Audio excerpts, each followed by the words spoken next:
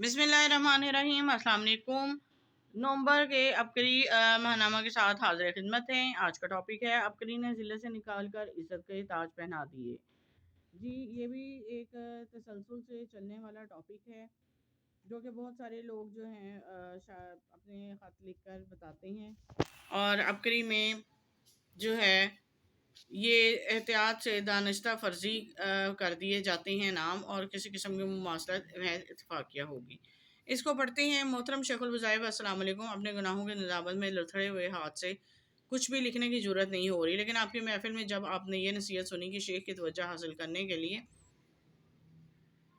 इनसे राब्ते में रहना, अपने अहवाल पहुँचाते रहना बहुत ज़रूरी है, आपकी इस नसीहत के बाद मुझे अपने अहवाल लिखने की हिम्मत पैदा हुई। गुनाहों की दलदल में फंसा हुआ वो शख्स हूँ जिसकी ज़िंदगी में शराब, जुआ और ऐसे कई बेशुमार गुनाहों में गुजरी। ज़िंदगी की इन्हीं इल्लतों में मेरी सुबह शाम गुजर रही थी कि मैंने अपनी गुनाहों भरी ज़िंदगी को कई बार छोड़ने का फ़ैसला किया, मगर हर बार नाकाम। बगैर किसी वजह के बीवी को मारता और पीटता। ये गुनाह मेरे खून में रच बस गए थे। किसी भी तरह से इनकी खलासी का कोई रास्ता नज़र नहीं आ रहा था। मेरा सारा घर ख़ानदान मेरे इन गुनाहों की वजह से मुझसे सख्त नफ़रत का इज़हार करता था। घर के हालात ऐसे थे कि परेशानियों ने हर जगह घेरा हुआ था। मैंने नशे की करने की आदत की वजह से अक्सर घर में लड़ाई झगड़ा रहता था, जिसकी वजह से बच्चे भी मुतासर होते थे। मैं अपनी अहलिया को बगैर किसी वजह के मारता पीटता। मैं वो शख्स हूँ जो अपने और अपने ख़ानदान के लिए एक मुसीबत बन चुका था। वजीफ़ा पढ़ा, लेकिन गुनाहों की आदत ख़त्म न हुई। एक दिन मुझे मेरा एक मुखलिस दोस्त मिलने आया जो मेरे हालात से बखूबी वाकिफ़ था। एक दिन मैं परेशान हाल बैठा था कि मेरा दोस्त आया, मुझे अपनी साला दिया। मैंने सरसरी नज़र देखा, एक तरफ रख दिया। मेरा दोस्त मुझे देखकर मुस्कुराया। मैंने पूछा, वजह पूछी तो इसने बताया कि तुम्हारे हाथ ने तुम्हारी परेशानियों, उलझनों, मुश्किलात हल दिया है, मगर तुमने तवज्जो ही नहीं की। मैं हैरान हुआ, ये क्या है? मैंने पूछा, क्या मतलब? मेरा दोस्त दोबारा बोला, जनाब ये कोई फिल्मी या सनसनीखेज कहानियों पर मुश्तमिल मैगजीन नहीं बल्कि अबकरी है। इसका मुताला करो, लिखी हुई बातों पर अमल करो, तुम्हें तुम्हारे मसले का हल मिल जाएगा। मैंने जल्दी से दोबारा अबकरी उठाया और पढ़ना शुरू किया। मेरा दोस्त चला गया तो मगर मुझे वाकई मेरे मसाइल का हल दे गया। बस पढ़ता गया। एक ही नशिश में पूरा मैगजीन ख़त्म कर दिया। हर सफ़ा, हर मजमून, हर पैराग्राफ, हर सतर, हर लफ्ज़ लगता था कि मेरे लिए ही लिखा गया। मुझे मेरी उलझनों का हल हर सफ़े पर बिखरा हुआ नज़र आया। बस मुझे चुनना था और बस। इसमें मौजूद चंद वज़ाइफ पढ़ना शुरू किए, ज़िंदगी बदलना शुरू हो गई। दिन रात संवरना शुरू हो गए। मेरी बुरी आदत को सूरज डूबना और ज़िंदगी में सुकून और अच्छाई का सूरज तलू होना शुरू हो गया। मुझे महसूस होना शुरू हो गया कि मेरे कदम खुद ब खुद अच्छाई की तरफ उठना शुरू हो गए हैं। बुराई मेरे अंदर से ख़त्म हो रही है। मेरे कदम चाह कर भी बुराई की तरफ नहीं उठते। ये लफ्ज़ लिखते हुए शर्मिंदा हूँ। शराब पिए बगैर मुझे नींद नहीं आती, मगर अब शराब सामने पड़ी भी हो तो कमरे में अकेला हूँ, मगर मुझे इसको देखने से नफरत महसूस होती है। ईशा की नमाज़ पढ़ता हूँ, दुरूद शरीफ की तस्बीह पढ़ता हूँ, पुरसुकून नींद सो जाता हूँ। फजर की नमाज़ नामालूम आखिरी मरतबा कब पढ़ी थी, मगर जब से अबकरी साला इस मौजूद वज़ाइफ पढ़ना शुरू किए हैं, मेरी खुद ब खुद फजर के वक्त आँख खुल जाती है। जिसम में ना सुस्ती होती ना काहली, बिल्कुल ताज़ा दम उठकर नमाज़ पढ़ता हूँ, अमाल करता हूँ। रब ने अबकरी रिसाले की वजह से तस्बीह और मुसल्ला अता फरमा दिया। लब पर दुरूद शरीफ का वेद जारी हो गया। ज़िंदगी में बाल नामे की नाम की कोई चीज़ नहीं थी। अब के रिसाले ने मुझे तस्बीह खाने का मालूम हुआ। एक मरतबा तस्बीह खाने आया तो गलियों में सुकून, अमाल का नूर, रोशनी देखकर बहुत मज़ा आया। तस्बीह खाने के अंदर अजब किस्म की रूहानियत, हर बंदा बस अल्लाह अल्लाह कर रहा है। जहाँ जब कोई बंदा किसी को अल्लाह वाले कहकर मुखातिब करता है तो जिसम में अलग सी सरसराहियत पैदा हो जाती है। मैं एतराफ़ करता हूँ कि मेरी ज़िंदगी में पहले अमाल नाम की कोई चीज़ नहीं थी, मगर अबकरी और फिर तस्बीह खाने ने मेरी ज़िंदगी को हकीकत में बदल दिया। मेरा दिल खुद नमाज और अमाल के साथ मुतवज्जा होना शुरू हो गया। सूद की नहूसत से बेखबर था। मैंने एडवांस तनख्वाह के नाम पर बैंक से लाखों रुपए सूद लिए थे, जो मुझे 5 सालों में अदा करने थे। मैं सूद की नहूसत से बेखबर था। अबकरी साले में एक मरतबा सूद की तबाहकारियाँ पड़ी। फिर रब का मुझ पर ऐसा करम हुआ कि तस्बीह खाना में दौरान महफिल शेखुल वज़ाइफ ने सूद के मुतल्लिक मुकम्मल दरस दिया। बस मैं काँप उठा, सारी रात ना सोया। मुझे लगा मेरे जो मसाइल अटके थे, मुश्किलात में अभी मेरा पीछा नहीं छोड़ रहे थे, वो ज़रा सूद की नहूसत थी। बस इसी रात मैंने सूद से निजात हासिल करने की ठान ली। मैंने बहुत कोशिश की, लेकिन कहीं कोई असबाब नज़र ना आए। बिलाखिर मैंने अपनी कीमती ज़मीन का एक हिस्सा कम कीमत पर बेचकर सूद की रकम अदा की। सूद की इस लानत से निजात पाई, अल्लाह ताला का शुक्र अदा किया। अल्लाह के नाम का नशा लग गया, मेरा दिल मुतमईन है, ज़िंदगी में सुकून आ गया। सिर्फ अबकरी साले की बरकत है कि मैं गुनाहों से दूर हूँ। जिक्र में इतनी लज्जत मिली कि अल्लाह के नाम का नशा लग गया। ज़िंदगी में होने वाली मुस्बत तब्दीलियों के बाद मेरी शेखुल वज़ाइफ से मुलाकात की हसरत बढ़ती गई।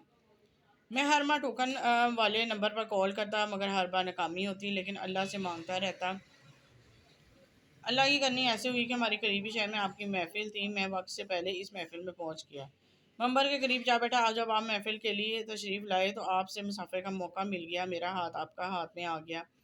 اس کے بعد آپ نے خود اپنا جھوٹا پانی مجھے پلایا۔ مجھے اپنی اس خوش نصیبی پر یقین نہیں آ رہا تھا، یہ سب ایک خواب کی ماننے لگ رہا تھا، لیکن ہمارے کی طاقت تھی کہ آپ سے ملاقات بھی ہوئی اور ساتھیں بھی ملی۔ نیکسٹ ٹاپک کی طرف آتے ہیں، پتہ دل کو پگھلانا چاہتے ہیں تو اس دعا کا اہتمام کیجیے۔ محترم شیخ الوزائر صاحب، السلام علیکم۔ اللہ تعالیٰ آپ کے علم و عمل میں برکت عطا فرمائے۔ آپ ہمیں آپ کے اس علم سے فیض یابی نصیب ہوئی، آپ ہمیشہ ایمان کی سلامتی کے ساتھ سلامت تا قیامت رہیں، آمین۔ میں آج اپنی قارئین کے لیے کچھ دل کی باتیں لائی ہوں۔ قارئین، وہ خاندان قابل رشک ہے جہاں بھائی والدین کی وفات کے بعد بہنوں کے دل سے لگا کر رکھتے ہیں، ان کے سر پر ہاتھ رکھ کر ان سے پیار محبت کی باتیں کرتے ہیں، ان کی تمام ضرورتوں کا خیال رکھتے ہیں۔ جبکہ میں نے چند سال سے گھر میں اپنے بھائیوں کا ایسا رویہ دیکھا کہ اللہ کسی کو نہ دکھائے، میں زندگی سے مایوس ہو چکی تھی، کیونکہ خوشی نام کی کوئی چیز زندگی میں میسر نہ تھی۔ میری شادی کی عمر گزرتی جاتی، لیکن جب بھی کوئی رشتہ آیا میرے بھائی اس میں رکاوٹ بن گیا، مختلف ہیلوں اور بہانوں سے اس رشتے کو ٹھکرا دیتے تھے۔ میری سگی پھوپھی نے اپنے بیٹے کے لیے میرے لیے رشتہ مانگا، لیکن گھر والوں نے بغیر کسی وجہ کے رشتہ انکار کر دیا، جبکہ میری پھوپھی اور ان کی اولاد ایسی ہیں جن کی اعلیٰ صفات خاندان میں مثالی دی جاتی ہیں۔ اس کے علاوہ معاشی طور پر ان کے حالات بھی خاندان سے بہت بہتر ہیں۔ جب اس رشتے کو میرے گھر والوں نے ٹھکرایا تو میں اندر سے ٹوٹ گئی، ایسے لگا کہ جیسے ساری زندگی مجھے ایسے ہی گزارنی پڑے گی۔ رشتے کے انکار کی وجہ سے میری پھوپھی والد صاحب سے ناراض ہو گئی اور اس ناراضگی کے دوران ان کا انتقال ہو گیا۔ تنہائیوں میں بیٹھ کر روتی تھی، میں نے آخر کوشش کی کے طور پر آپ کو اپنے مسائل کے متعلق لکھا۔ جواباً آپ نے مجھے ایک مصنون دعا یہ لکھی ہوئی ہے، بسم اللہ علی دینی و نفسی و والدی و اہل ما والی، کر کے وظیفہ بتایا۔ جیسا آپ فرماتے ہیں کہ دعاؤں کو پڑھیں نہیں بلکہ اللہ سے مانگیں۔